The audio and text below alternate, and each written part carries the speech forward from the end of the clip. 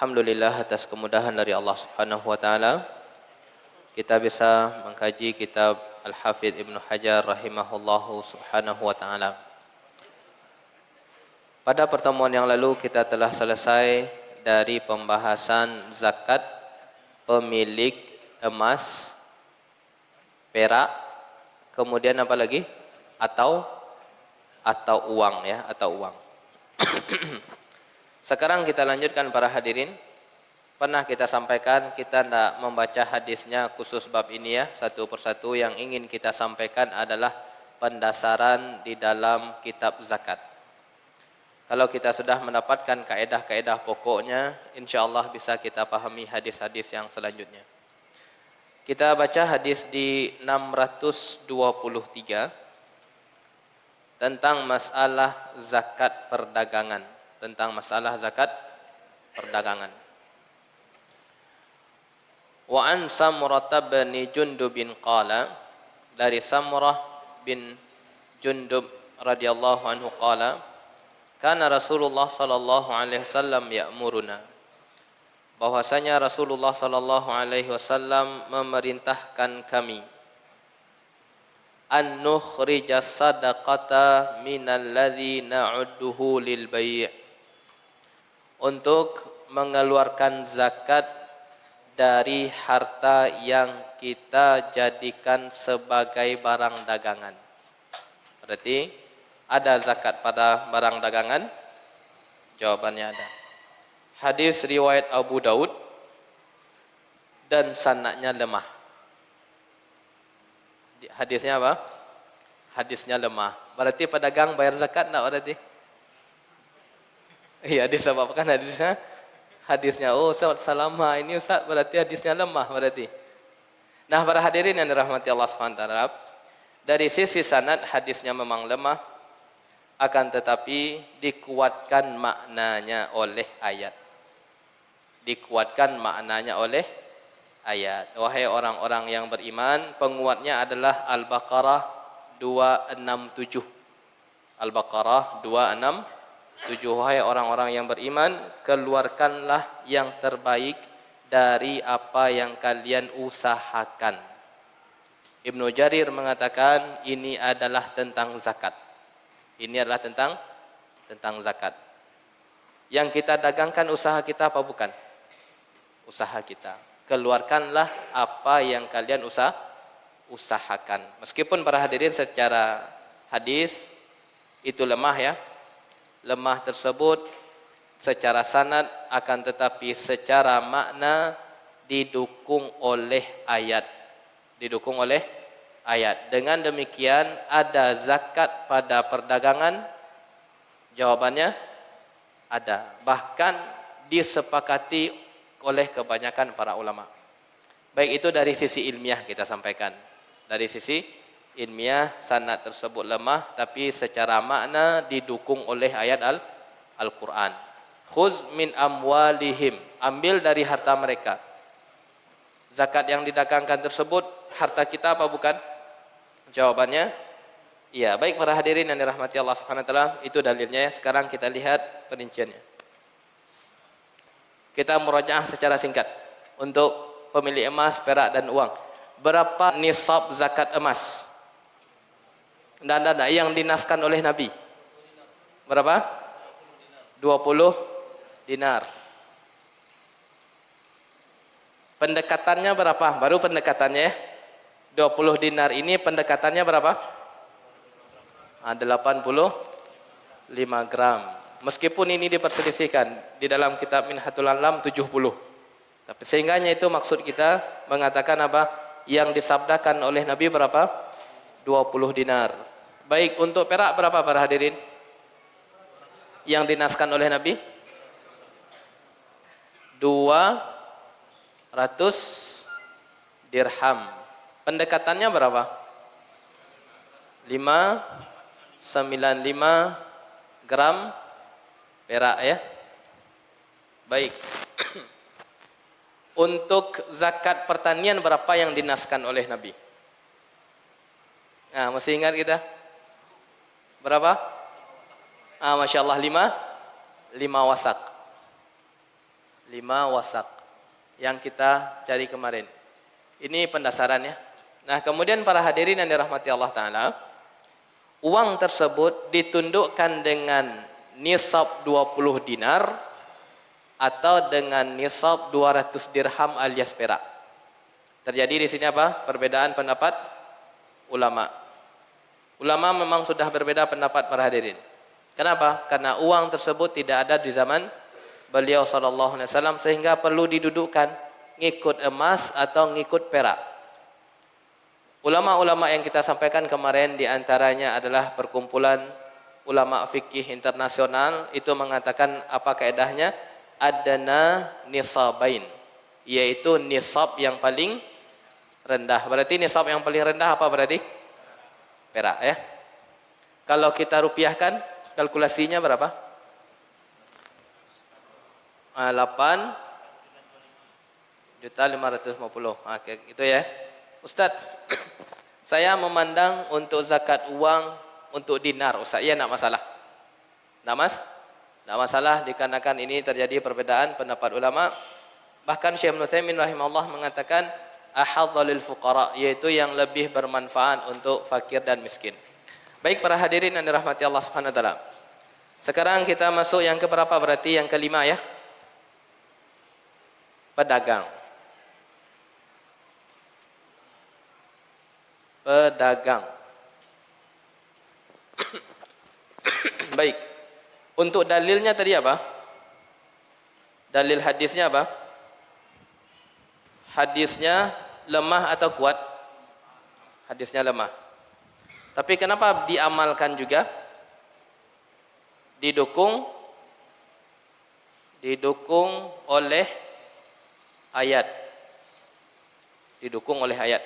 Sehingga wajib bagi pedagang untuk mengeluarkan zakat yang dia dagangkan. Ini didukung oleh ayat Al-Baqarah 267.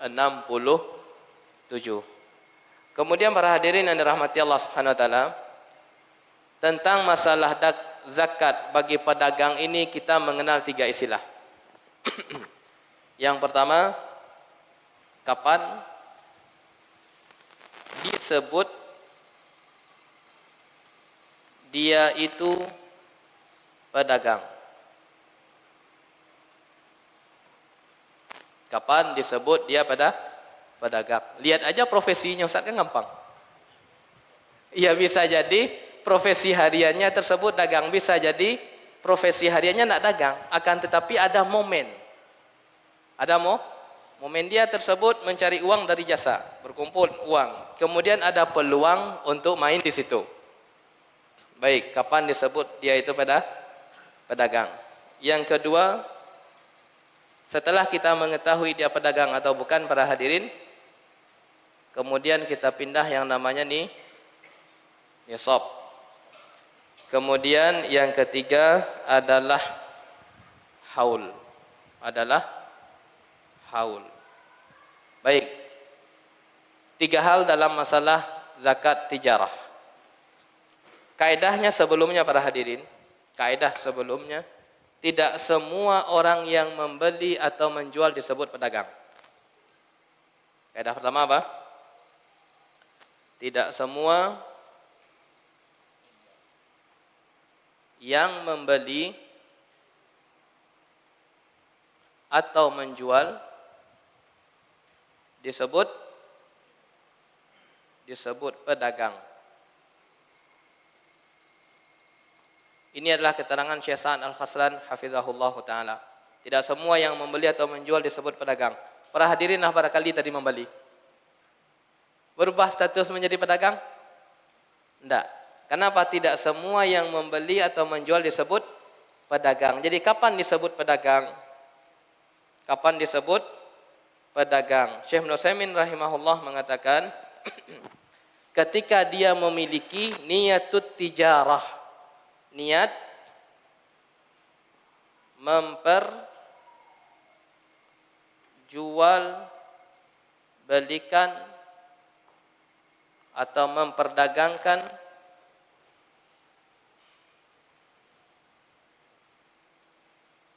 ketika dia miliki. Nah, ini baru disebut pedagang. Sudah ada niat pertama sekali untuk memperdagangkan. Ketika dia memiliki niatut tijarah, niat untuk memperdagangkan, muqarinatul litamalluk, yang berbarengan, yang beriringan dengan kepemilikan, baru disebut dia sebagai pedagang untuk barang tersebut. Apa contohnya? Ketika para hadirin membeli tanah, tujuan beli tanah itu apa? Ustaz, untuk membangun rumah. Ya 5 tahun atau 7 tahun lagi. Adakah zakat pada tanah yang dibeli? Jawabannya tidak. Kenapa demikian? Karena tidak didagangkan. Baik. Kenapa beli emas? Untuk sebagai simpanan aja, tidak untuk diperdagangkan. Apakah ada zakat? Ada zakat apa enggak? Kalau yang pertama tidak ada zakat. Kalau yang kedua ada zakat, apa bedanya? Emas itu zakat pada fisiknya. Perak itu zakat pada fisiknya. Sedangkan tanah itu tidak ada zakat pada fisik. Tanah itu kapan zakatnya? Kalau diperdagangkan. Oleh karenanya, segala sesuatu yang dibeli oleh seseorang niatnya untuk menjual kembali, maka itu adalah barang dagangan. Oleh karenanya toko obat-obatan masuk ke dalam zakat perdagangan? Masuk. Apa lagi? Toko pecah belah masuk dalam zakat dagang? Masuk. Toko sandal masuk dalam zakat dagang? Masuk. Toko baju masuk dalam zakat dagang? Masuk. Mobil masuk? Masuk. Kalau sekiranya para hadirin membeli mobil tidak untuk didagangkan, harganya 3 miliar. Ada zakatnya? Tidak ada zakatnya. Oleh karenanya, masuknya seluruh harta-harta tersebut yang bisa jadi pada asalnya bukan ada zakat, tapi terkena zakat. Kenapa? Karena diperdagangkan. Oleh karenanya, untuk memperdagangkan tersebut para hadirin, bisa jadi dia mengatakan profesi yang pun tidak sebagai pedagang loh, tapi kok ada peluang mau beli. Nah, yang dia beli tersebut terkena zakat tidak? Tujuannya untuk dijual kembali. Ada zakatnya? Ada zakatnya. Baik, bisa dipahami ya? Oleh karenanya para hadirin, ketika seseorang tersebut dia punya tanah atau punya mobil. Kenapa dia beli mobil? Tujuannya dipakai. Dipakai. Kemudian sudah dipakai sekian tahun, ingin dia jual. Nah, ketika penjualan, apakah ada zakatnya? Belum ada. Karena tidak ada zakat pada mobil. Nah, dia menjual tersebut, apakah dia disebut sebagai pedagang? Jawabannya tidak. Ini fungsi para hadirin.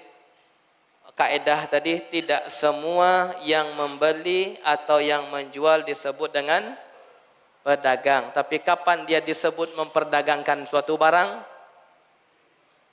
Sudah ada niat untuk memperjualbelikan ketika dimiliki. Ketika para hadirin beli rumah, niatnya untuk dijual kembali. Di tangan para hadirin selama 3 tahun rumah tersebut. Apakah ada zakat tiap tahun? Jawabannya ada. Para hadirin beli rumah bukan untuk ditempati, akan tetapi untuk dijual. Ternyata selama 3 tahun belum juga laku. Apakah ada zakat tiap tahunnya? Jawabannya ada. Kenapa demikian? Karena ketika dia membeli tersebut tujuannya untuk dijual. Bisa dipahami ya? Kaidah pertama. Kapan disebut dia itu pedagang? Ketika dia membeli suatu barang, tujuannya untuk diperdagangkan. Kapan ini niat ini adanya? Muqarinatun litamalluk. Ketika awal memiliki sudah ada niat untuk perdagangkan. Baik, insyaallah gampang para hadirin. Ketika para hadirin paham 3 hal ini, insyaallah bisa memahami zakat perdagangan. Setelah itu para hadirin,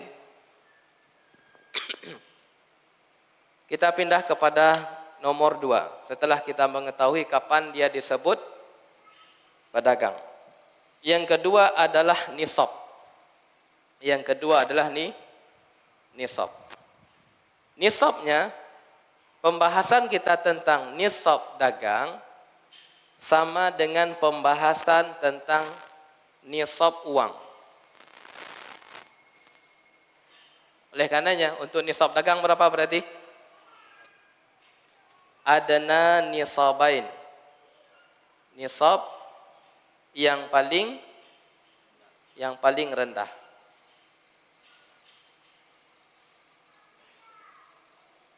Ustaz, saya memandang bahwasanya untuk zakat uang nisabnya adalah 85 gram emas. Berapa kemarin 85 gram emas? 135 ya? Baik. 135 jutaan ya. Baiklah, tidak masalah. Tapi yang kita sampaikan sekarang memang ada perbedaan pendapat di kalangan ulama ya. Yang dikatakan oleh Oki, kemudian Fatwa Lajnah Daimah, kemudian kesimpulan pertemuan ulama besar di Saudi mengatakan bahwasanya apa? Nisab untuk uang, nisab untuk barang dagang adalah adana nisabain, yaitu nisab yang paling rendah. Oleh karenanya para hadirin, ketika di toko tersebut ada nilai barang sekitar 20 juta, sudah ada zakatnya. Kalau kita mengamalkan adna nisabain, nisab yang paling rendah sudah ada? Sudah. Berarti dengan modal 20 juta itu sudah ada nisabnya, sudah berlaku nisab. Kira-kira lah para hadirin. Kenapa ini kita amalkan? Dengan 2 alasan. Yang pertama adalah ahadzu lil fuqara. Alasan yang pertama kata Syekh Ibnu Utsaimin rahimahullah, ahadzu lil fuqara, yaitu lebih bermanfaat untuk fakir dan miskin. Para hadirin, bisa bertahan uang di tangan 20 juta kan sudah luar biasa itu. Apalagi ratusan juta. Nah, yang bertahan 20 juta tersebut bukan berarti para hadirin tidak makan, tidak minum. Iya kan? Makan, minum, ke sana, kemari, tapi masih punya tabungan. Sudah berapa lama tabungan, Pak? Sudah 1 tahun. Bahkan bisa bertambah. Sudah sah dikatakan orang yang sudah berkecukupan. Untuk ke sana, untuk makan, untuk ke siku, untuk ke situ, masih juga bisa menabung. Oleh karenanya lebih bermanfaat untuk fakir dan miskin. Yang kedua, abra' li zimmah. Lebih cepat menunaikan kewajiban.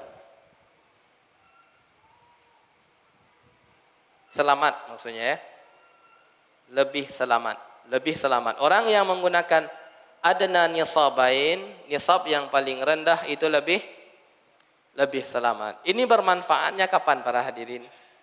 Mengamalkan nisab yang paling rendah apabila harta seseorang itu tidak sampai nisab emas. Kalau hartanya miliaran, sudah tidak perlu dibahas ini. Hartanya miliaran, ya udah keluarkan aja lah 2,5% selesai. Tanpa memandang nisab mana yang, Ustaz, harta ambo 25 miliar Ustaz. Nisab apa yang perlu saya pakai Ustaz? Tidak menggunakan kaedah ini lagi para hadirin. Cukup engkau keluarkan 2,5% langsung. Tapi pembahasannya apa? Menggunakan nisab yang paling rendah ini kalau sekiranya para hadirin memiliki harta yang tidak sampai nisab emas. Itu fungsinya. Tidak sampai nisab emas, maka gunakanlah nisab perak. Tapi kalau sudah ratusan juta uangnya, udah tidak perlu membahas nih nisab. Tidak perlu, dah langsungkan sajalah keluarkan 2,5%. Tidak perlu ribut di sini. Ya tidak ada faedahnya. Mau menggunakan nisab perak, mau menggunakan nisab emas, hasil itu sama. Kenapa? Untuk nisab perak, untuk nisab emas berapa dikeluarkan? Sama kan? 2,5%. Tidak ada bedanya. Kalau sudah ratusan. Tapi kalau bermanfaatnya kapan? Kalau sekiranya harta para hadirin itu tidak sampai nisab emas. Bisa dipahami ya? Ini fungsinya. Nisab yang paling rendah. Baik. Ceklah di toko para hadirin. Atau cek di mana? Di balik banta ya. Ya. Berapa uang yang diikat di situ? Oh, sudah 15 juta uang yang diikat, berarti apa? Sudah masuk adana nisabain. Baik. Yang ketiga. Yang ketiga adalah apa tadi yang ketiga? Haul. Yang ketiga adalah haul ya. Baik, bagaimana menghitung haul zakat dagang? Para ulama mengatakan para hadirin di dalam kitab Syarah Zadul Mustaqni itu kaedahnya seperti ini. Haul zakat dagang.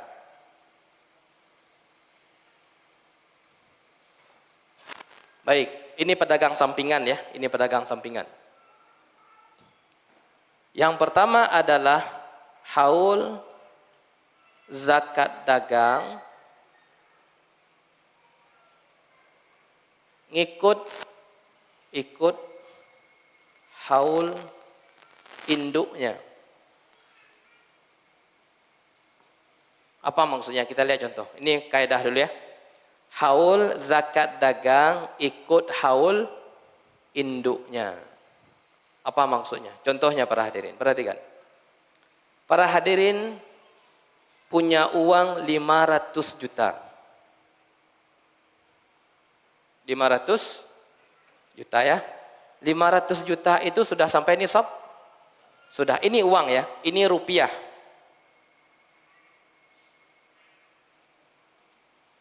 Ini rupiah. Jatuh tempo zakatnya tersebut di bulan, contoh ajalah yang gampang, Syawal. Di bulan Syawal sudah dikeluarkan zakatnya. Sekarang kita contohnya di bulan Zulhijjah atau di bulan Safar. Di bulan Safar. Berarti setelah Syawal apa? Setelah Syawal lah kita ikutkan yang setelah Syawal apa? Zulqa'dah. Ini contoh aja. Setelah Zulqa'dah, Zulhijjah. Setelah Zulhijjah, Muharram. Taib. Ikut. Setelah Muharram, Safar. Setelah Safar, Rabiul Awal. Setelah Rabiul Awal, Rabiul Akhir. Agar bisa dipahami, setelah Rabiul Akhir, Jumadil Awal. Setelah Jumadil Awal, Jumadil Akhir. Setelah Jumadil Akhir, Rajab. Setelah Rajab, Sya'ban.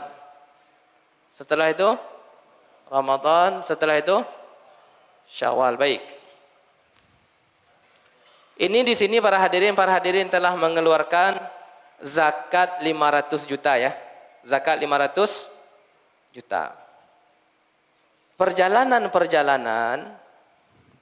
di bulan Sya'ban muncullah ide. Ini kan berjalan ya.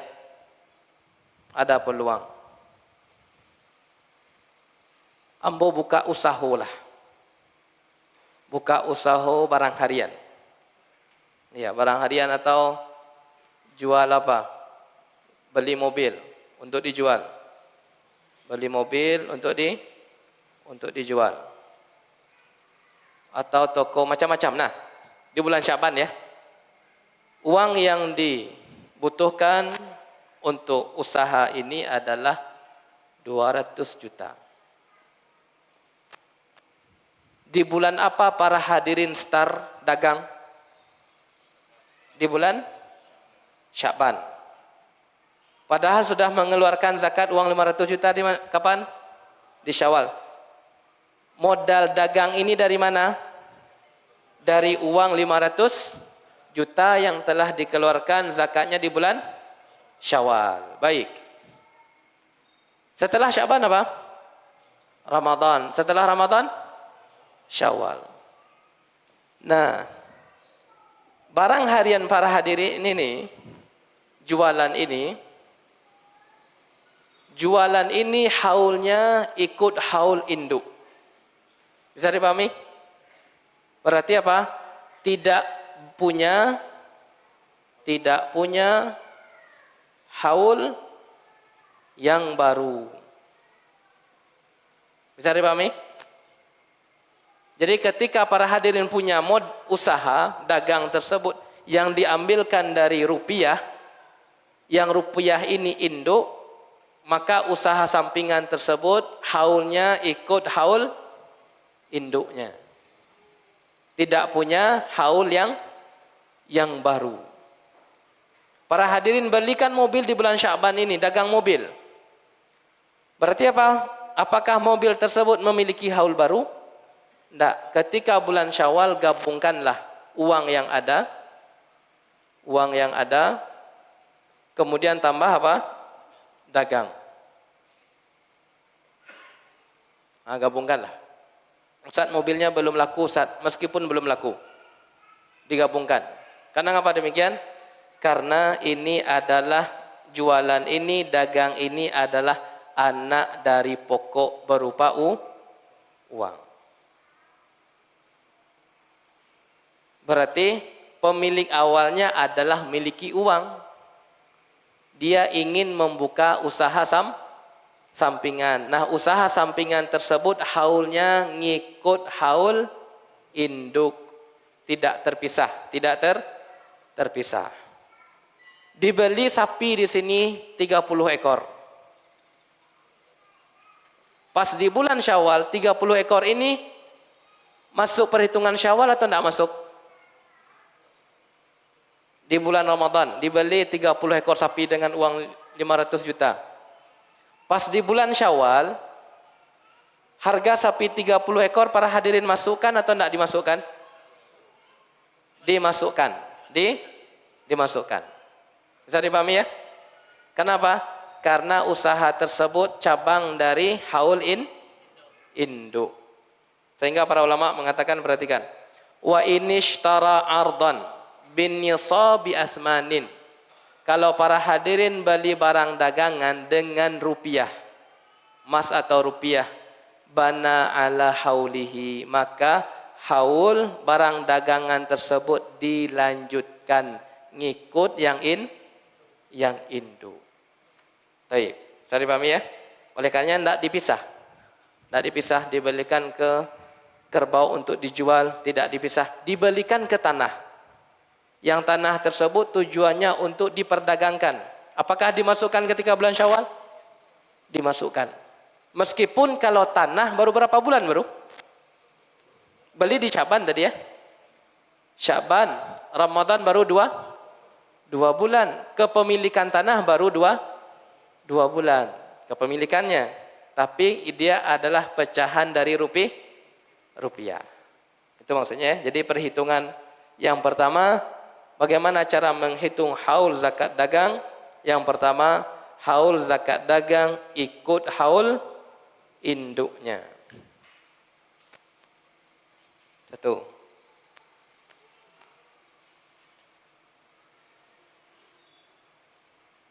Ini bagi pebisnis yang banyak Yang suka bisnis, ada uang. Ketimbang uang ini Ustaz, di mana disimpan aja, mending bisnis. Ini kaedahnya.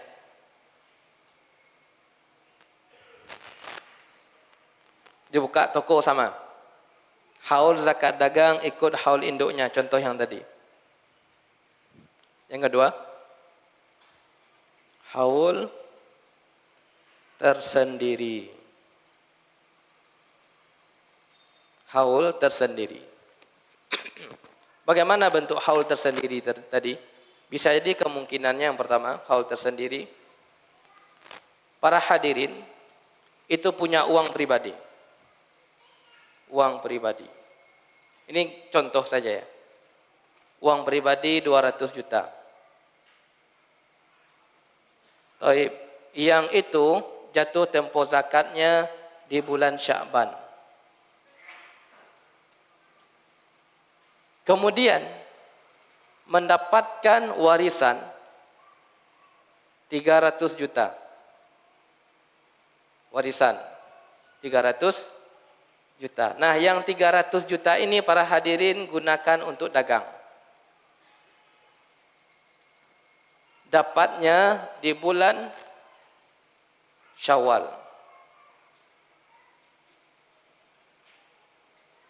Dapatnya di bulan Rajab lah contoh. Nah, seperti para hadirin, apakah haul tersebut digabung? Jawabannya tidak digabung. Zakat uang tetap keluarkan di setiap bulan Sya'ban. Zakat uang ini keluarkan setiap bulan Sya'ban. Zakat dagang keluarkan terus di setiap bulan Rajab. Kenapa demikian? Karena modal ini apakah diambilkan dari 200 juta? Tidak. Modal ini dari uang tersendiri. Bukan dilahirkan dari 200 juta. Atau para hadirin hutang. Hutang. Tidak diambilkan 200 juta ini. Tapi mendapatkan modal dari sisi yang lain. Entah itu hutang, entah itu menjual yang lain. Maka di sini punya haul yang tersendiri, tidak digabungkan. Jadi kapan itu digabungkan? Ringkasannya apa? Apabila modal itu diambilkan dari uang yang sudah kita punya. Sudah selesai para hadirin 3. Kapan disebut pedagang? Kemudian nisabnya, kemudian haulnya. Sudah selesai. Baik, kita lihat caranya lagi ya. Cara mengeluarkan. Cara mengeluarkan.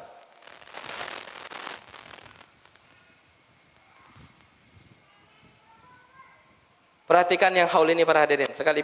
Penting sekali pahami. Haul zakat dagang itu penting. Haul zakat dagang penting, terlebih yang nomor pertama. Haul zakat dagang terkadang ikut haul induknya karena orang salah praktek. Ketika uang tersebut telah diubah wujudkan, dia memandang bahwasanya ada 2 haul. Ini haul emas saya, kemudian ini haul dagang. Padahal dagang tersebut diambilkan dari uang tersebut enggak. Dagang tersebut ngikut haul induknya. Ini yang perlu kita tegaskan ya. Nah, yang terkadang ada yang haul tersendiri apabila tidak diambilkan dari haul induknya. Baik, cara mengeluarkan zakat dagang. Ini caranya. Bagi pedagang ya, bagi pedagang. Para ulama mengatakan caranya, tahapannya. Yang pertama, modal yang ada.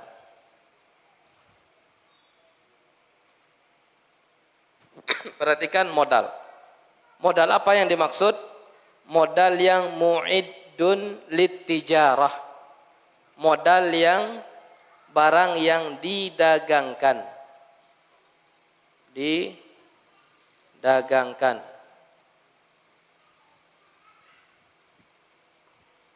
Perhatikan.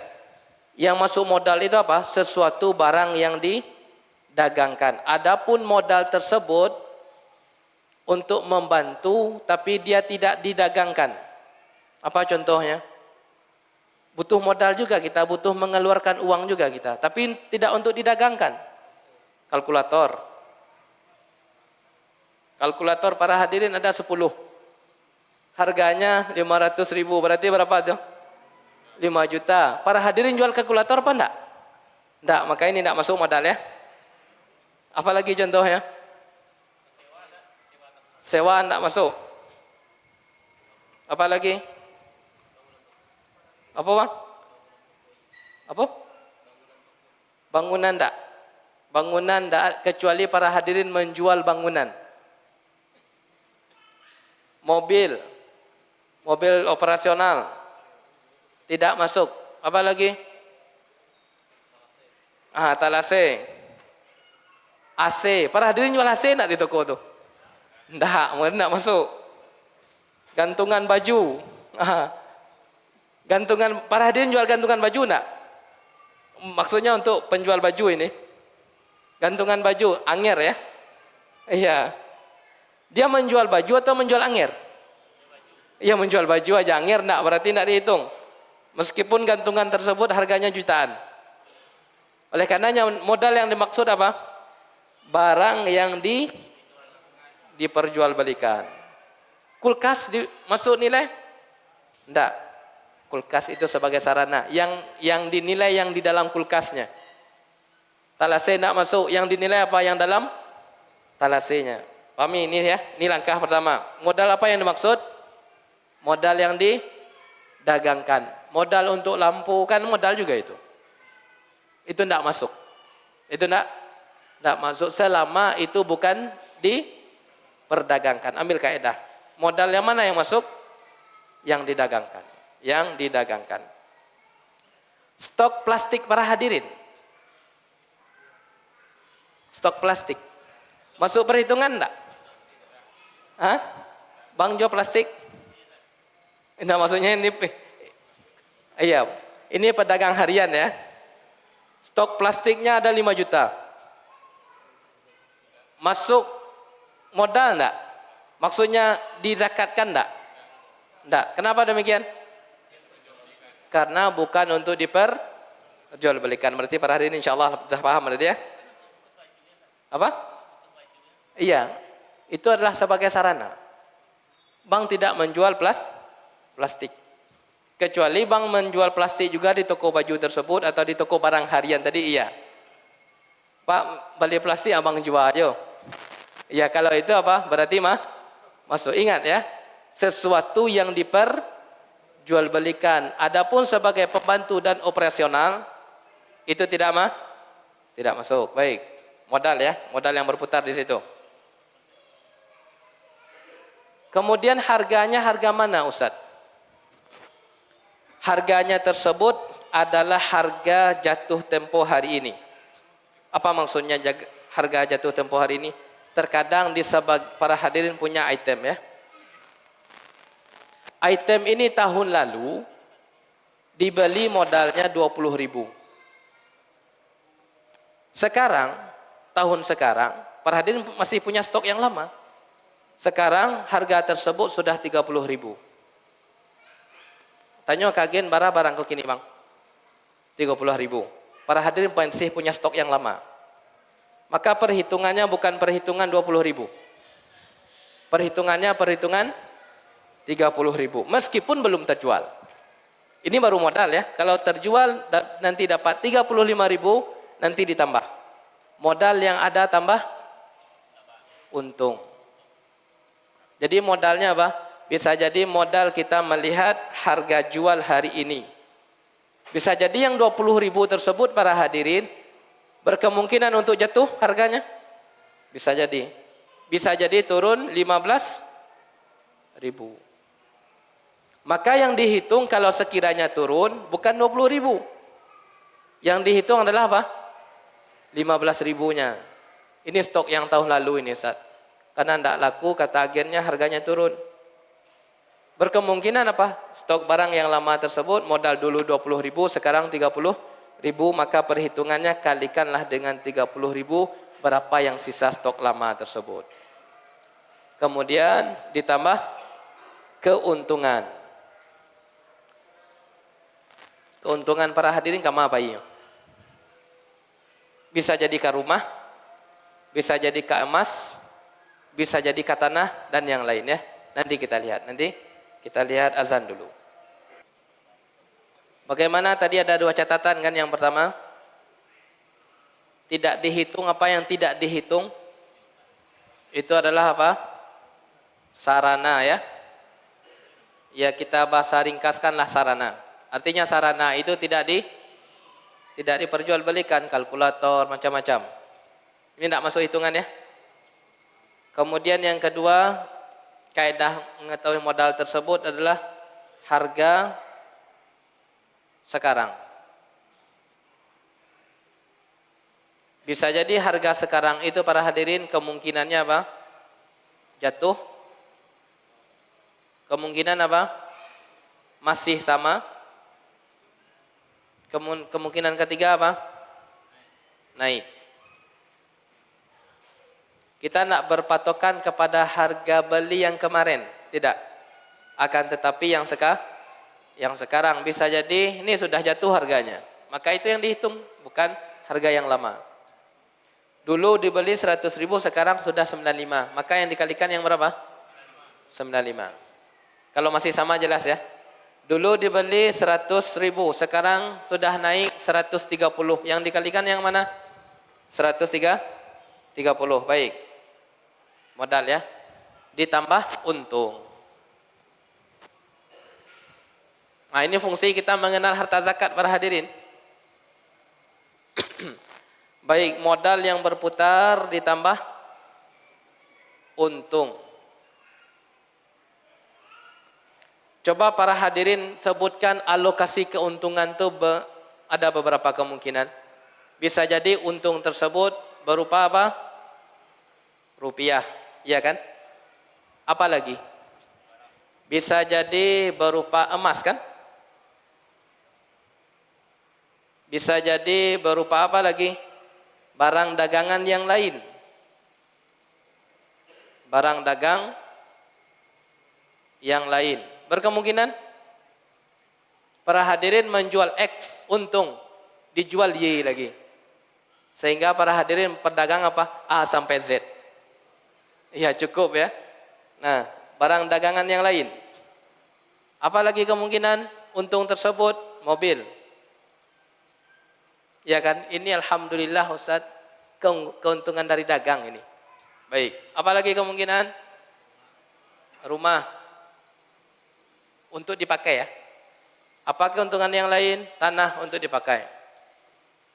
Baik para hadirin. Di sekian banyak alokasi keuntungan yang ditambahkan yang mana? Yang mana yang di 1, 2, 3, 4, 5, 6. Para hadirin mengalokasikan 6 bentuk keuntungan. Usaha intinya apa usaha intinya? Dagang kan ya? Dialokasikanlah keuntungan tersebut dengan 6 item. Manakah yang ditambah yang dimasuk perhitungan zakat dagang? Rupiah masuk? Masuk. Emas masuk? Masuk. Barang dagang yang lain masuk? Masuk. Mobil masuk? Tidak. Rumah masuk? Tidak. Tanah masuk? Tidak. Kenapa para hadirin bisa menjawab iya dan tidak? Karena dapat dasar. Mana harta yang ada zakat. Itu pentingnya. Itu pentingnya. Kalau sekiranya para hadirin membuat rumah tersebut disewakan. Rumah kontrakan tersebut nilainya 1M. Rumah kontrakan ya. Apakah dimasukkan yang 1M? Hah? Dimasukkan enggak 1M? Hah? Terjadi perbedaan para jamaah. Bukan ulama ya. Enggak masuk. Kenapa demikian? Kontrakan itu bukan jual beli. Kontrakan bukan jual beli rumah bukan.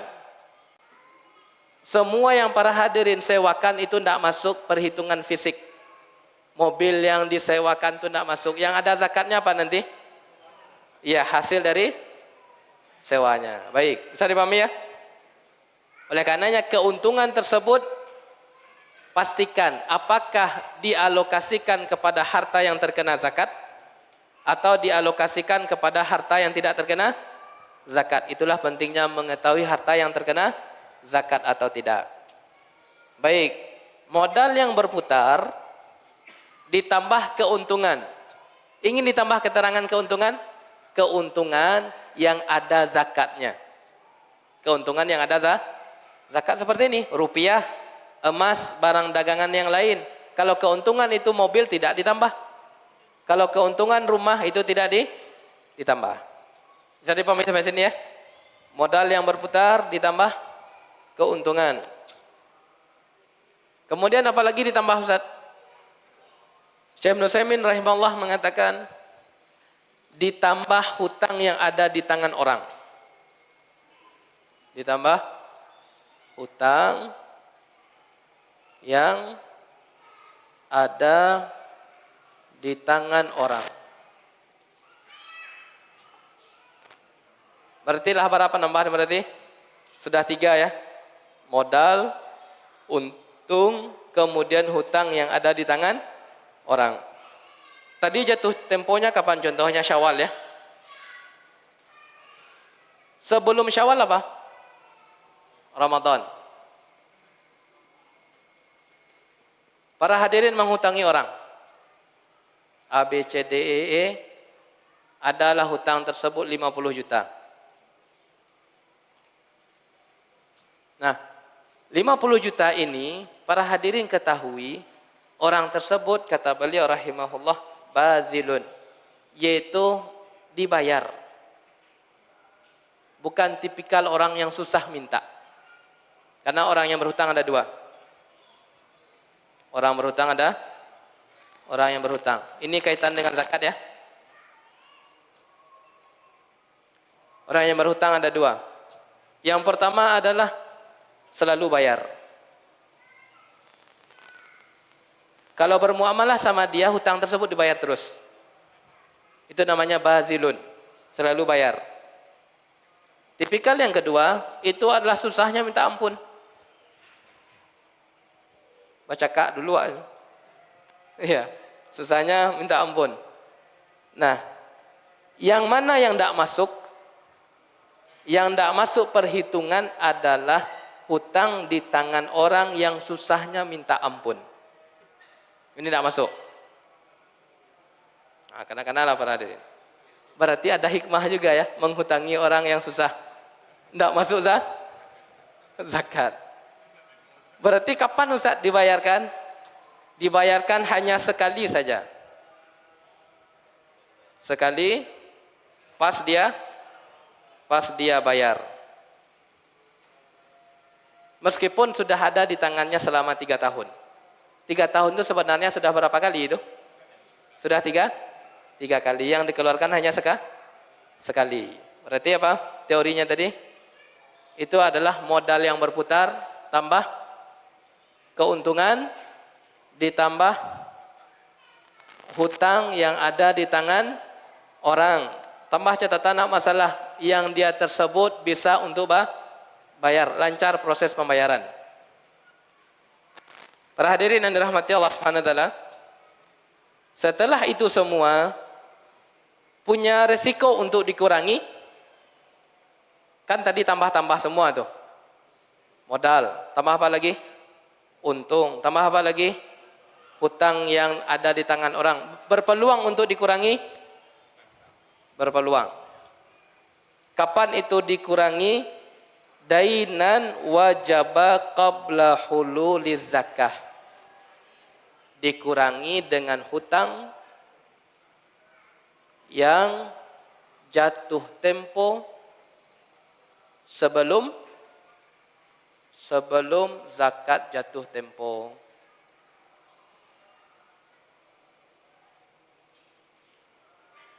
Nah ini para hadirin. Dikurangi dengan apa? Hutang yang jatuh tempo sebelum zakat kita jatuh tempo. Berarti sekarang kita yang berhutang. Kalau tadi siapa yang berhutang? Orang lain.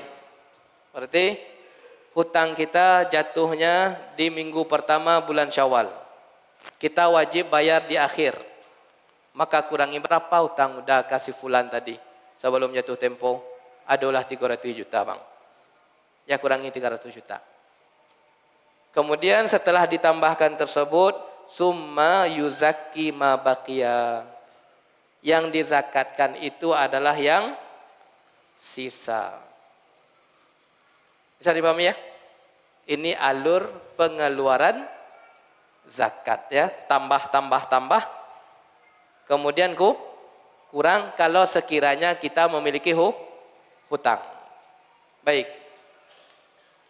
Sebelum kita tutup para hadirin, ada dua permasalahan yang harus kita dudukkan tentang zakat dagang ya. Ini harus dirinci niat orang. Bang beli apa contohnya? Beli tanah. Tanah atau mobil atau rumah. Tiga ini para hadirin terkena zakat. Tanah, mobil, rumah terkena zakat? Tidak ya. Baik. Kalau seseorang mengatakan, ambo bali tanah. Kok ada orang yang menawar lebih tinggi yang mau jual? Ambo beli tanah, beli tanah. Tapi kok ada orang yang menawar lebih tinggi, ambo jual. Ambo beli rumah. Kalau sekiranya ada orang yang menawar lebih tinggi, ambo jual. Berarti apa berarti? Di sini gabungan berarti memanfaatkan. Tambah apa? Niat dagang. Ambo mau pakai dulu rumahku.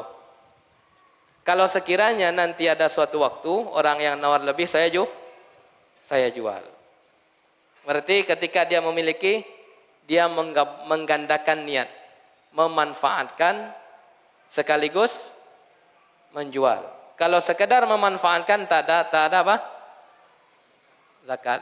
Niat dagang ada zakat. Nah, di sini para hadirin yang dirahmati Allah Subhanahu wa taala, kalau ada orang yang seperti ini, maka jujurlah dengan niat. Ya, jujur dengan niat. Allahu a'lam apa niatnya? Jujur dengan niat.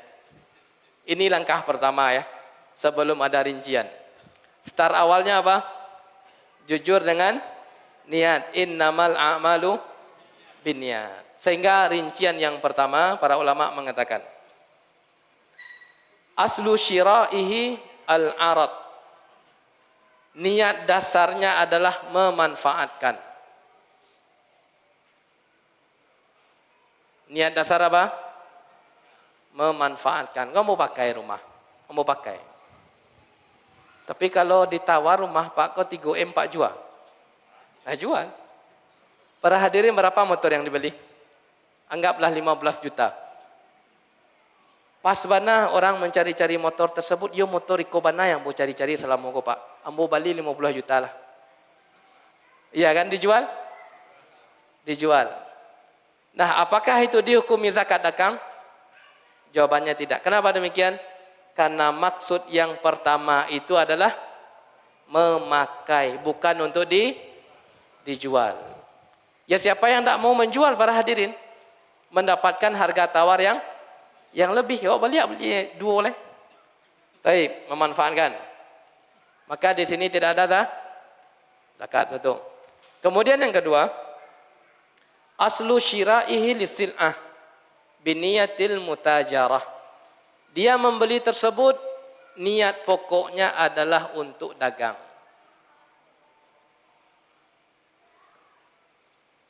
Tapi dia memakai dulu, pakai dulu sampai bertemu dengan pembeli yang cocok.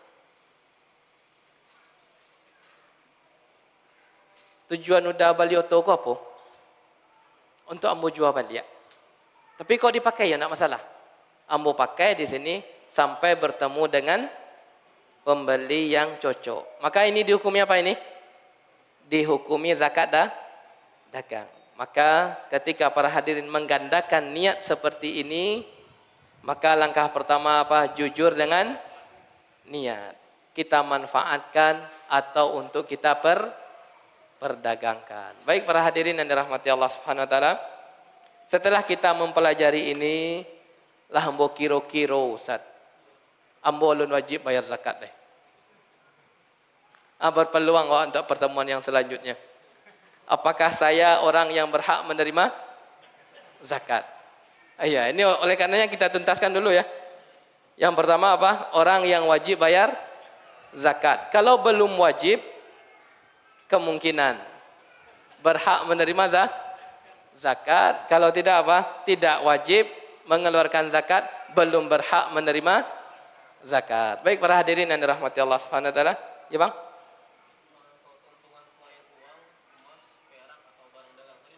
Ya.